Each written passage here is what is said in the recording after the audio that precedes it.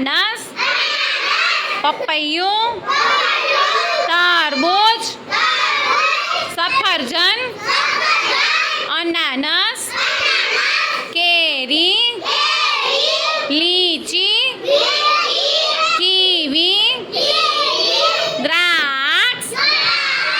આ બધાને શું કહેવાય? ફળના નામ. શાકભાજીના નામ: બટેટા, રીંગણા, કોબી, ફ્લાવર, દૂધી, વટાણા, મરચાં, કોથમરી, ગાજર, રીંગણા, ટમેટા. આ બધાને શું કહેવાય?